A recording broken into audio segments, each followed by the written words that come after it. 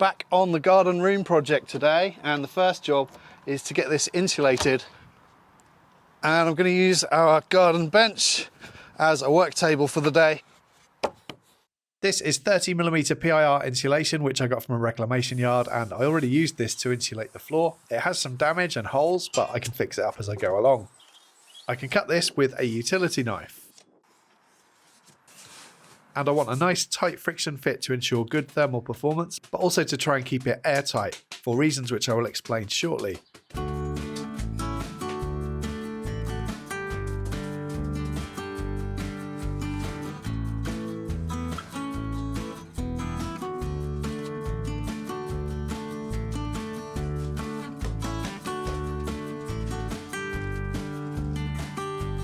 I cut and installed some noggins to the walls, which will provide more fixing points when I board out the walls later, but the noggins will also help structurally, stiffening everything up and preventing studs from twisting or warping.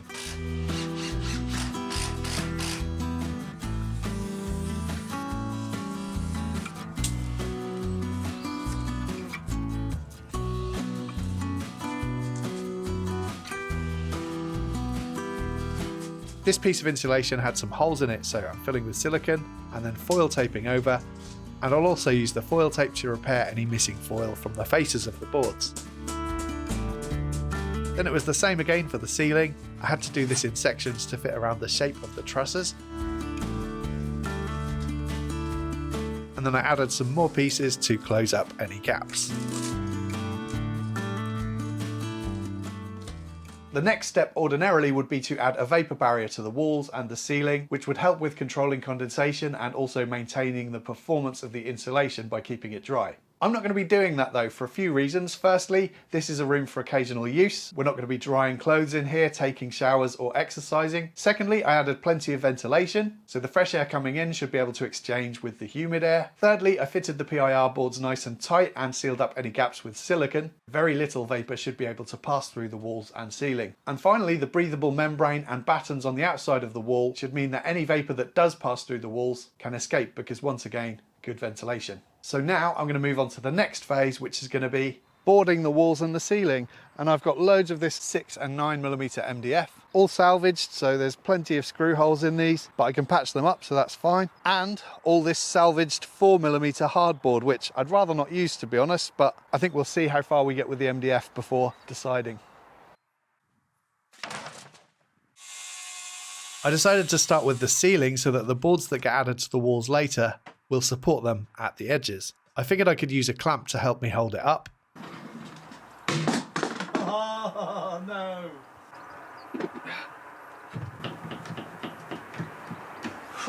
Then I just need to make sure it's nicely centered and square before securing with screws.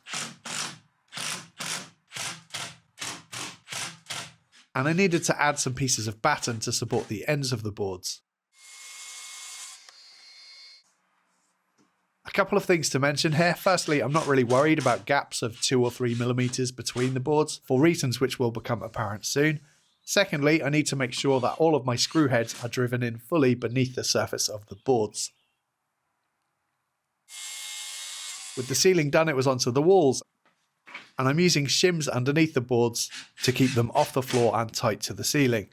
This is just so that if anyone ever spills a drink or something on the floor, there'll be an air gap so that the end grain of the MDF doesn't soak it up. Eventually I ran out of bigger pieces of the salvaged MDF, but fortunately I had a few pieces in the workshop that I could use. I'm quite happy using a mixture of 6mm and 9mm material, as long as all of the boards on each wall are matching to keep everything flush. For panels like this one here, where the end is going to be butted up against a glazed panel, you'll see that the end grain of the MDF is visible through the window, which doesn't look good. So I'm just going to dab on some of this India ink, and then by the time this is mounted, it's not going to be visible from outside.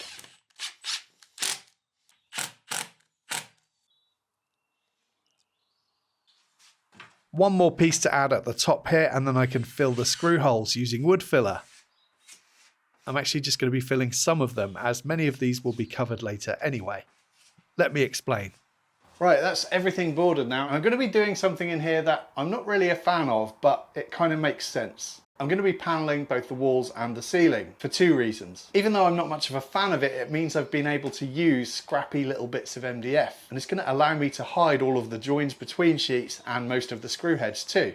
Secondly, because the MDF I've used is 6 or 9 mil, there is a bit of deflection in between joists, and adding paneling is just going to help stiffen everything up and make it more rigid. Before I do that though, I think I'm going to make and install some skirting boards, and before I do that, as much as it pains me to have to do this, I think I'm going to sand back the floor and revarnish it again. It took a bit of abuse throughout the build process and also a couple of spillages here and there, so I think it makes sense to do this now. So after sanding back the damaged areas, I added 3 fresh coats of water-based varnish. For the skirting boards, I'll be using more of the salvaged oak floorboards to match the floor, which I think is going to look really nice. I can get 2 lengths from each board. And I'm going to keep the edges square for a more modern look. I just need to run them through the thicknesser to clean them up, and they turned out really nice.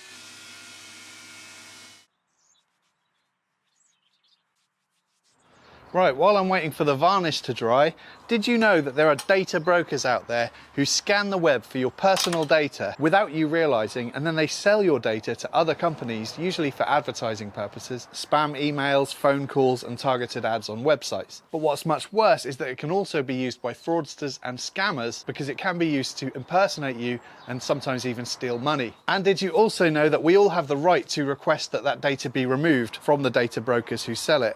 The problem is the process of finding out which brokers have your data and requesting it be removed is cumbersome and time consuming, particularly if you want to continually monitor the situation to make sure that your data doesn't get acquired by them again in future. And the solution is Incogni, a service that actively reaches out to data brokers on your behalf, handling any objections and offering continuous protection to make sure that your data stays off the market. All you have to do is create an account, grant them permission, and they take care of the rest. For me, it found a total of 49 brokers who all had my data, which is really concerning considering I try to be very careful with privacy and my own personal data, so I'm genuinely really glad to have found out about this service. You can take your personal data back with Incogni. Use code RAGANDBONE at the link in the description box below and get 60% off an annual plan.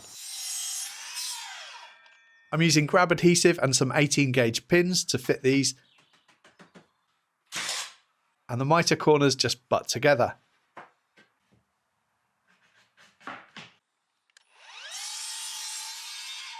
And then either side of the French doors, I'm going to add a return detail using some CA glue so that the grain flows around and it looks more finished.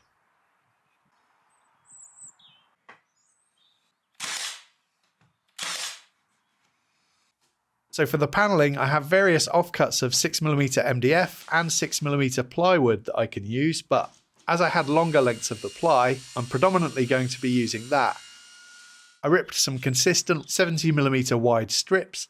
It will need more work than MDF because I'll need to fill any voids, but this project is all about using up salvaged and spare materials. And then I need to get all of the edges primed, then denibbed, and then the faces primed too.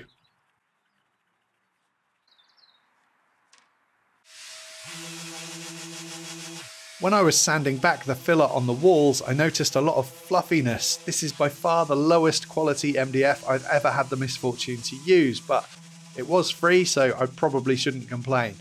But this ultimately caused me some problems, which I'll talk more about later. Anyway, then I can get the walls primed too.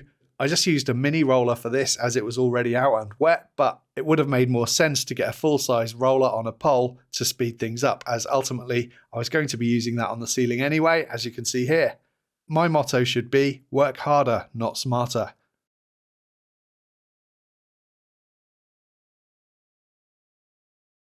I set up a laser so that I can get all my panelling nicely plumb and level.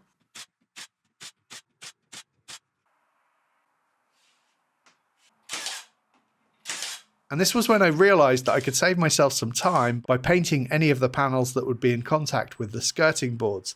Then I wouldn't have to do any careful cutting in with a paintbrush later. And for the paint, by the way, this is matte black.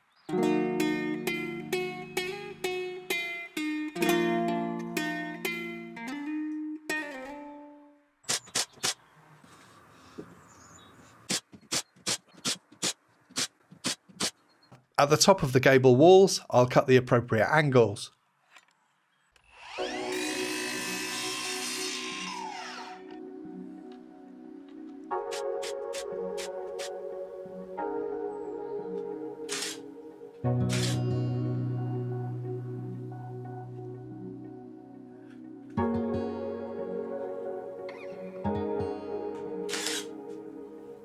And these mid rails that I'm putting in here will also hide more joins and screw heads.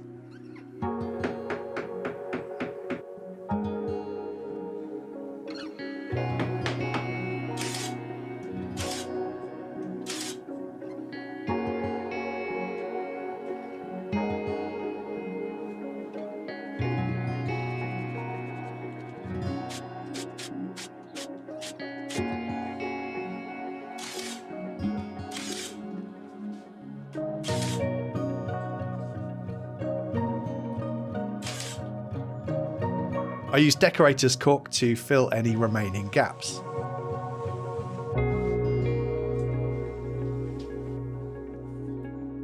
There were a couple of joins in the ceiling where I didn't want to add panelling because it wouldn't have lined up with the panelling on the adjacent walls. So instead here I'm using scrim tape, which should reinforce the filler that I'm using and prevent any cracks from appearing in future.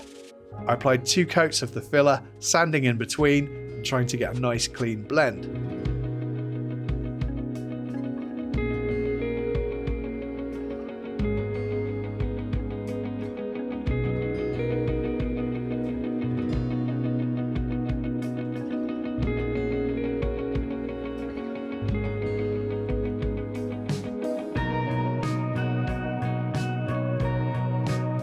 I'm going to make some trim using more of the salvaged oak to finish these areas around the windows.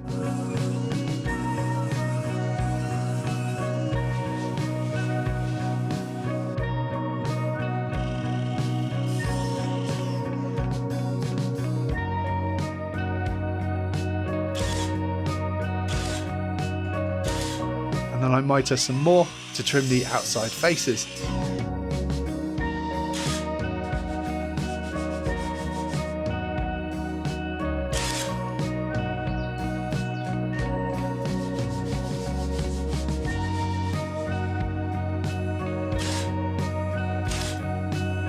The other window I have space for a windowsill, which I made from more of the salvaged oak, and this is going to get a round over.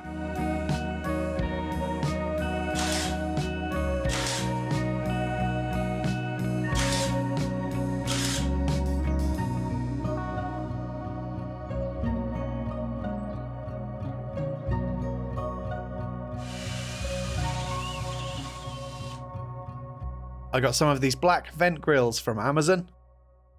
And I'm going to be adding some window blinds later, so these won't actually be visible. And I found this faux leather sofa on Facebook Marketplace for £40. Probably the comfiest sofa I've ever sat in, or laid on, but it was filthy.